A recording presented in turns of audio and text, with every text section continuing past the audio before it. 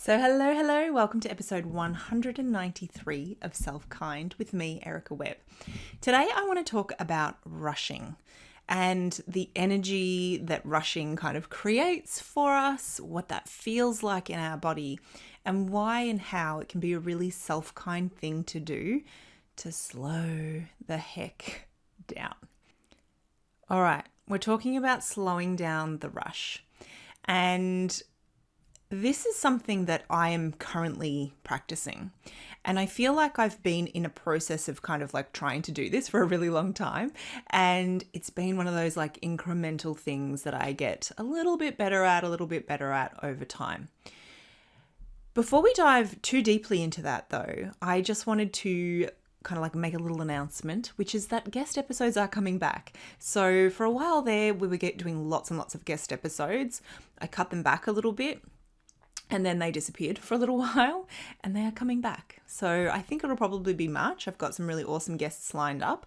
It'll probably be once a month, but I'm not holding myself to any particular set schedule because I don't want to. So I'm not. It feels kinder to me to, at the moment, just kind of like go with the flow a little bit with that. But they are coming back. We've got some really awesome guests coming up, which I'm really excited about. So that's coming. But today, talking about rush. Now, when I think about rushing, I'm often reminded of my experience when I worked in the city. So I used to work in Melbourne CBD and everybody was in a rush. Everybody was in a rush. You'd get off the train and you would rush up the stairs and you would rush down the street and you would rush into your office and you would rush through the day and you would rush home. And it was a energy and a way of being that I then took very much into every aspect of my life.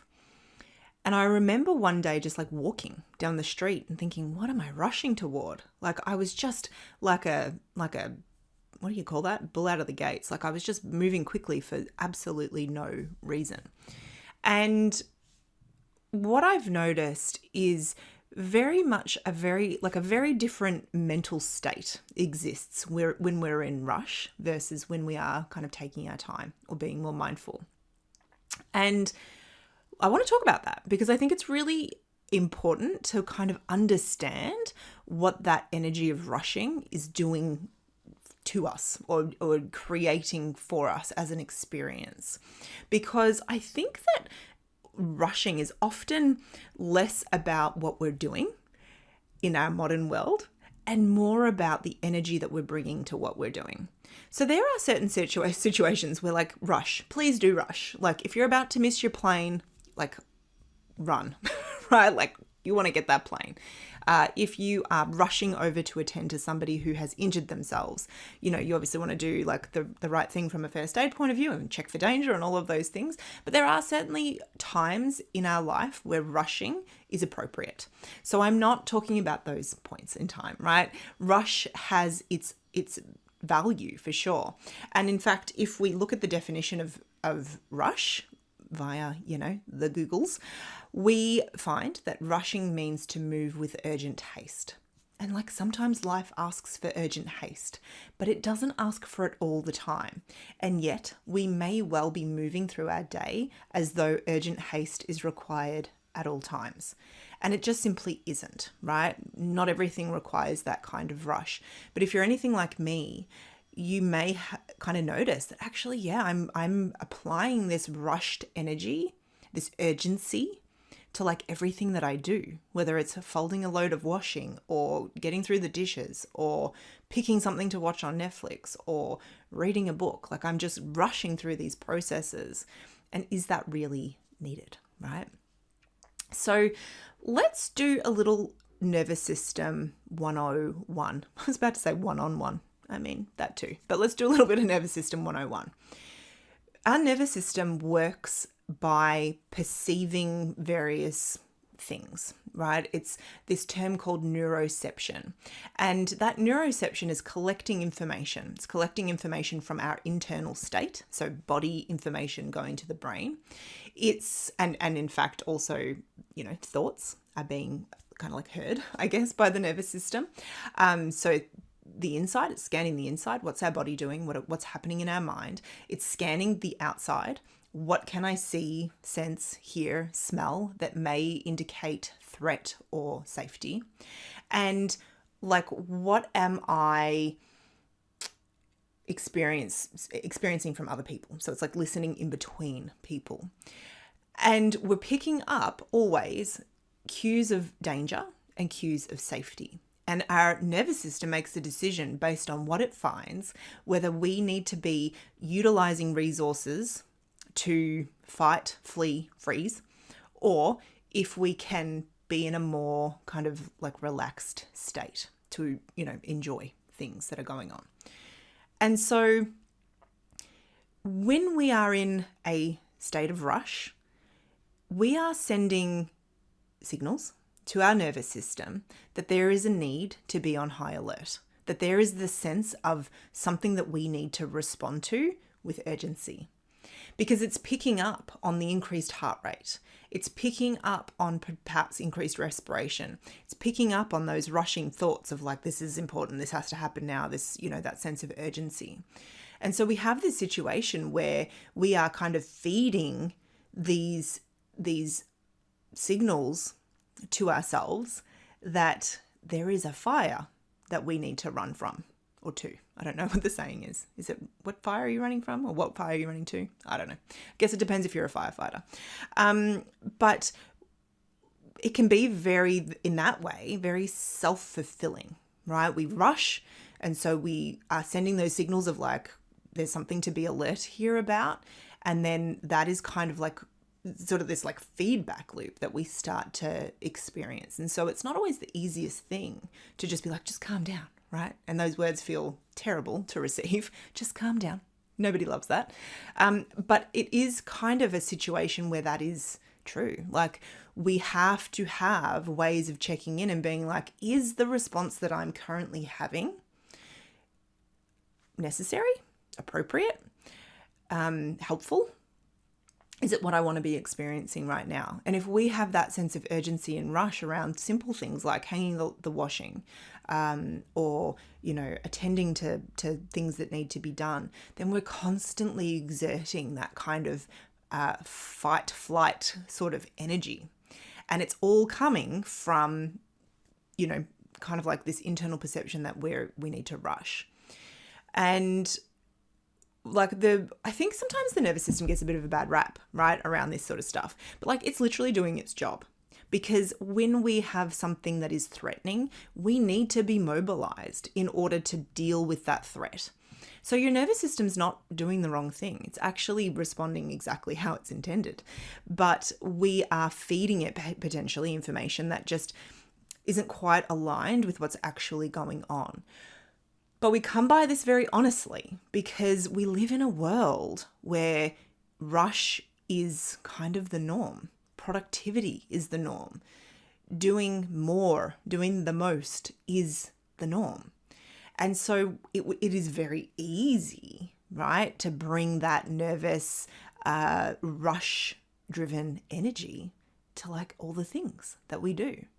There are days sometimes where I'm like, I literally am just like rushing through every single task. And does it need to be that way? No. I use the example of like, do you need to rush hanging up the washing? And like, there would be some days where I'm like trying really hard to get a load of washing hung up right before I go and pick up the kids from school or something like that. And the truth of the matter is that rush energy doesn't actually help me to do that task any more quickly. It just like totally changes the experience. And so sometimes we might feel rushed because we're trying to do too many things in like a period of time that it just doesn't need to happen in. Sometimes we'll feel rushed because it's very real and there is an urgent need.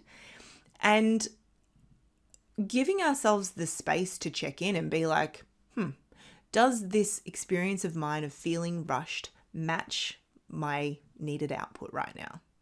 Or like match the situation?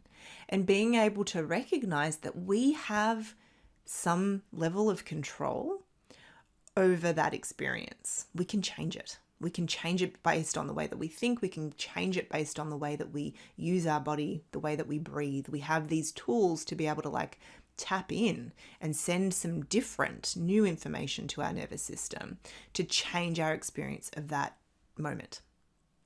So, like I said, rushing has so easily become my default throughout my life. I wouldn't say that it is would I say it's currently my default? It's definitely something that I continue to be very conscious of, because it's very easy for it to become my default.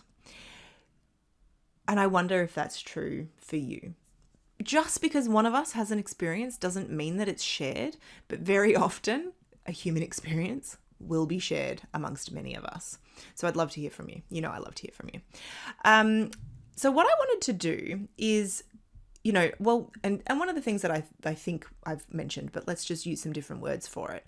This drive for productivity can be very pervasive and invasive, right? Like it can be very, it can like pervasive in the sense that it can like just like be everywhere, and invasive in the sense that it can just like actually really interfere with our experience of our day to day. And so like having tools to deal with that is really, really valuable, because it doesn't have to be that way. It will take some effort though, and it will take practice. So I want to give you some tips for slowing down. As I slow my thinking down right now, and as I take a little moment to pause and look at my notes, I've got a few tips. I think I've got 1, 2, 3, 4, 5 tips for slowing down. The first one is to ask yourself a question. And that question is like, do I need to rush right now? Is the energy that I'm bringing to this appropriate? Sometimes I don't love the word appropriate because it makes me feel like a little kid. Like, oh, you're being so inappropriate. It kind of brings up like just other thoughts for me. But, is it a match for what this current situation is? Like I said, if you're going to miss your flight, like rush. Do the run through the airport. If you are rushing to the aid of a child who has injured themselves, like rush. Do what needs to be done when it matches the scenario that you are faced with. But if the situation doesn't ask you for that kind of energy, and it just sort of seems to have followed you there, then that's where we want to kind of like go down to the next steps. Okay. So step 2 is to notice what you're feeling in your body in that moment. Now, sometimes when we talk about like, notice what you feel, for some of us that feels easy. We get what that means. But for many of us, it's like, I'm sorry, what? What do you mean? What am I listening for? Does it have a voice? What does it sound like? Right? And so what we're looking for here could be any number of things. There's no way to do this wrong. But if you want some like tangible ideas of like, what are you listening for? You might notice, what does it feel like, in my chest? Do I feel a tightness? Do I feel a heaviness? Does it feel spacious? Does it feel confined? Is my heart beating quickly or kind of at a more kind of like resting rhythm? Am I taking short little gasps of air, or am I breathing deeply, or am I holding my breath? Those sorts of things can be, I guess, sort of slightly easier things to tap into and just notice, like physically what's happening in my body. Are my shoulders up around my ears? Are my teeth clenched? Have I formed little fists, like ready to fight? We can look for these actions and responses in our body and use that information to be like, oh, okay, something's going on here, right? And you may also notice like what's going on in your head. And this is point 3. What am I thinking right now? And that might be that, I'm noticing that there's like just a rush of thoughts, right? I'm having these thoughts that I haven't got enough time. I'm having these thoughts that I need to do more, be more, produce more. I'm feeling resentful. I'm feeling unseen. Like there could be any number of things. And sort of just becoming aware of like what is, you might just notice the thoughts, or you might even notice like what's behind that. So as an example, before I sat down to record this podcast, there's a load of washing that I need to hang up. And I didn't do it because I was like, no, my bigger priority right now is to get this podcast recorded. And I could have rushed to hang that washing up because it's been sitting in there since this morning and it's been a few hours, and like, washing sitting in the washing machine is like literally, you know how that ends. But I was like, no, I know that if I go do this now, I'm going to bring an energy to that process that's going to then make me feel a way that I don't really want to feel. I don't need to rush to that. I will do that after I'm finished doing this thing that feels like a bigger priority to me. And the thoughts that might go on in my mind when I was, having that thought process was something along the lines of like, oh, but you've already left it for so long. It really needs to be done. You may have to run the washing machine again. Somebody else should have done that while you were busy. Like there were just like, there's just like thoughts in there. And so sometimes it can be really helpful to notice, oh, I'm just putting this expectation on myself that I should be able to do everything, right? That I should be superwoman or superhuman, super person. And like, no, you shouldn't. Just straight up, no, you shouldn't. And it can be helpful to just sort of recognize that and go, oh, that's interesting. I'm having a thought that I should be super person here. That's not available. That's not possible today. I'm going to slow down, right? So it can be really helpful to notice, like, what am I thinking? What thoughts are kind of feeding those thoughts? Or what beliefs, rather, are feeding those thoughts? Because then we can kind of be like, oh, I don't even subscribe to that. I don't even think that that is true. And yet here that is driving my behavior, driving me to feel a way that I actually don't really want to feel right now, right? I don't want to be in this rushed state. So that was number 3. Number 4 is to replace that urgency with curiosity.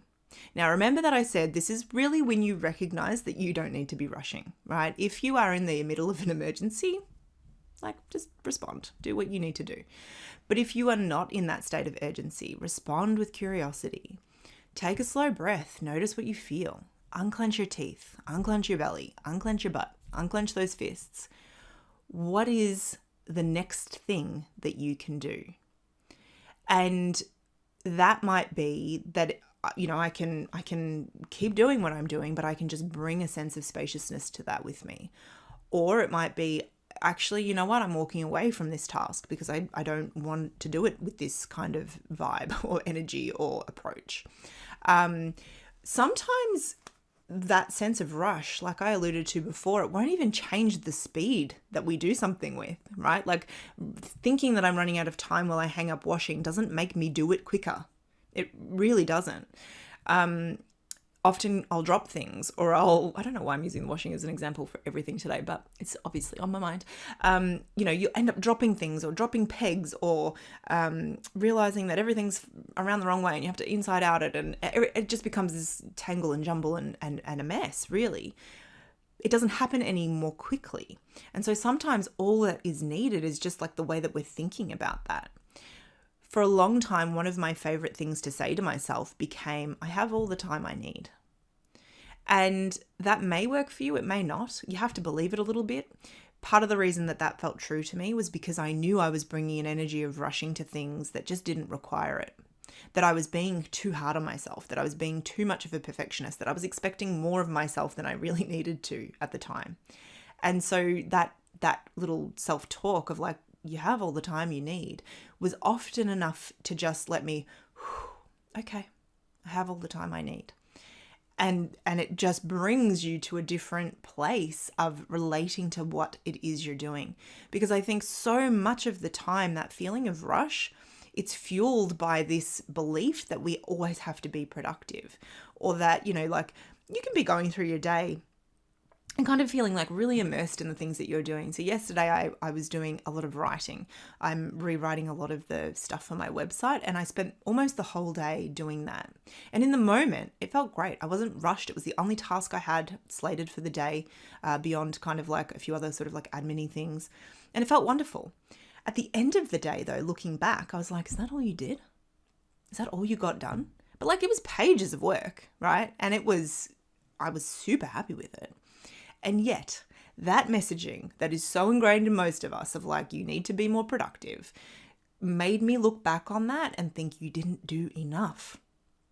And so that is often what's feeding this feeling of rush, right? It's not a real rush. It's not a real need for rush in the moment. And yet we're bringing that sense of panic or urgency with us to these things that just don't need it.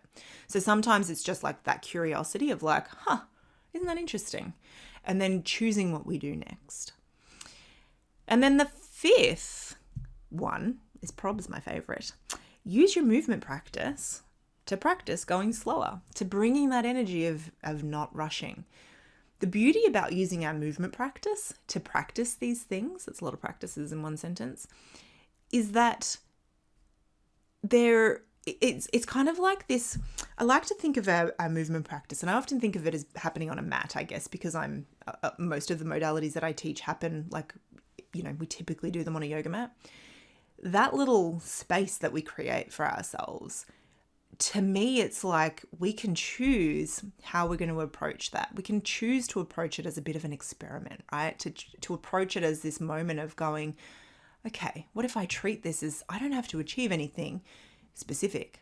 I'm here to explore. I'm here to experience. I'm here to be present and to try on some things, right? And so we might try on the idea of what happens if I intentionally slow down.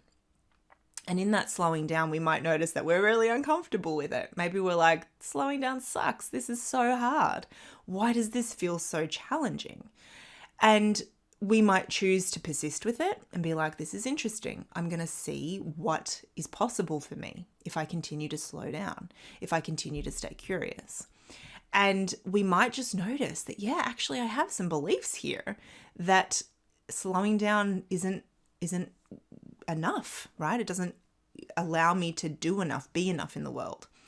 Or we might find that we just are so deeply programmed to move quickly that it just feels foreign. Doesn't mean it's bad. It just is like, oh, this is going to take some attention. This is going to take some practice. When we start to treat our movement practice as an opportunity to play with these things, I think a lot changes. And that's not to say don't have practices that ask you to move more quickly or intensely. Like, I'm not here to demonize any of those practices. Absolutely not. When I walk, sometimes I walk nice and slow and just kind of take in my surroundings. Other time it's like a power walk. I'm there to get my heart rate up and to kind of feel that energetic effort. So I'm not saying don't do that. I'm not saying don't do your HIIT workout. I'm not saying don't do, whatever it is that brings you joy. But can you use a movement practice to also experience the contrast of moving slowly, of intentionally dropping the rush, of intentionally dropping that need for more and faster and more productive and more efficient, right? Because it can be an easier place to play with that. Maybe the real life scenarios of doing tasks don't feel really available yet. So practice in your movement, practice on the mat, practice with a really slow cat-cow movement and just notice, what do I sense, feel, become aware of when I move slowly? How is that different to when I move really quick? And you might even do that, right? You might actually do it really quick, do it really slow, do it somewhere in between. How does that change what I feel in my body? Because we are constantly in conversation with our nervous system.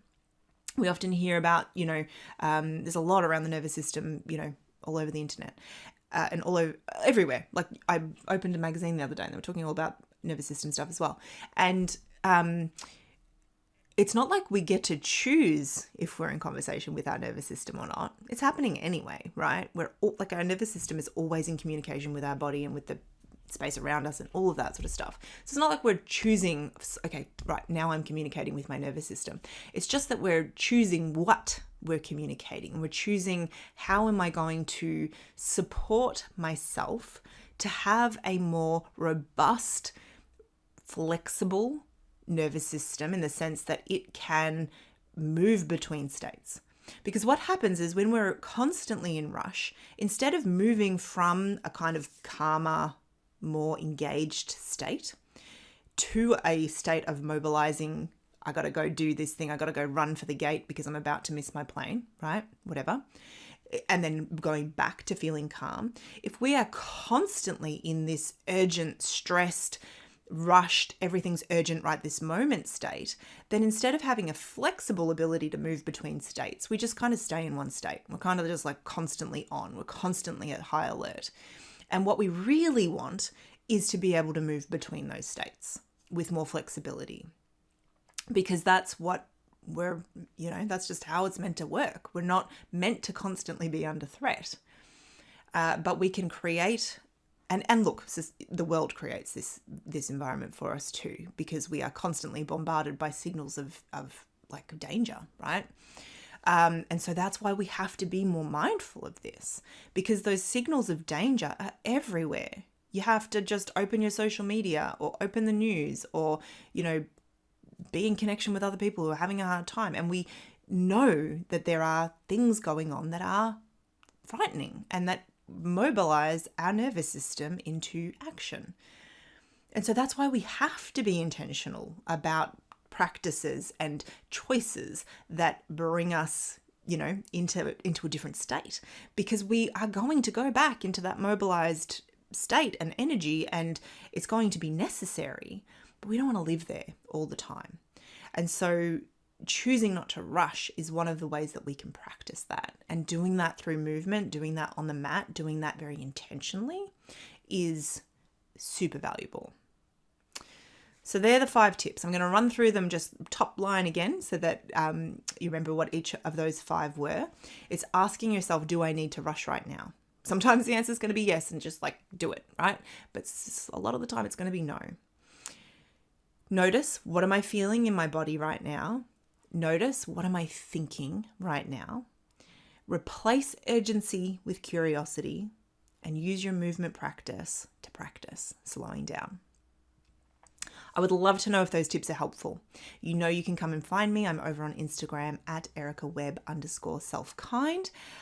You can also, if you're watching this on YouTube, because I am persisting with the YouTube videos, even though it makes it a lot harder to get these recorded. It's funny that the urgency piece certainly comes up for me around that, because there's just more involved, right, in recording. And even, okay, so here's one. I was not bringing my power cord into this room to record, because this is not where I normally work. I normally work in the yoga studio space, but it's too echoey in there to record the podcast. And so I would normally record the podcast in here always, but I wasn't filming. So it was just a really easy setup. So now I have to have all these things plugged in, and it's fine. I want to do it, but it's just that extra level of stuff. So I normally wasn't bringing my power cord in, because that was just one more thing, right? Now, I did bring my power cord in because I knew that when I don't have it plugged in, I'm more inclined to rush, because I can see that my battery isn't going to last necessarily for the duration of a podcast episode, because my computer works real hard processing videos all the time, and it needs a bit of a clean out. Now, I brought the power cord in today. I did not realize until this moment that I did not plug it in. So I haven't had that sense of urgency to record, because I thought it was plugged in. And now I'm looking and I've got a little warning coming up saying you're going to run out of battery. So there's a bonus tip. Think about the ways that you can design your space to reduce that sense of urgency. Plugging my laptop in is one way to do that. There are ways to do that. And I'm sure that me talking about that will spark some thoughts for you as well. I'm sure this is why a lot of people meal prep, because it reduces the urgency of creating a meal at the end of the day. I can't talk to that because I've never been able, I say I've never been able, I've actually never tried. I've never done the meal prep thing. I'm sure it's awesome. Maybe that will be one of the things that I do down the track. But, there's simple things that we can do to reduce urgency. Plugging in the laptop is one of them. And now, of course, I feel a little bit of an urgent sense to wrap this up, because I didn't plug it in, and to do that I had to crawl under the desk, which I'm not going to do now. So I'm going to wrap it up, but I hope that was useful. So come and share your thoughts with me. If you're on YouTube, I think where we were going with that is if you're on YouTube, you can comment here. You don't even have to go anywhere. If you're listening on a podcast player, please do come and visit me over on Instagram at ericawebb_selfkind. And if you are on a podcast player, please do go ahead and subscribe to the show and leave me a review if you would. It is wildly helpful. So helpful, more helpful than I can even probably describe. And it helps other people to find the show as well. My understanding is that the only place you can do that is over on Apple Podcasts, but you can do that over on your web browser. So I would love it if you could do that for me.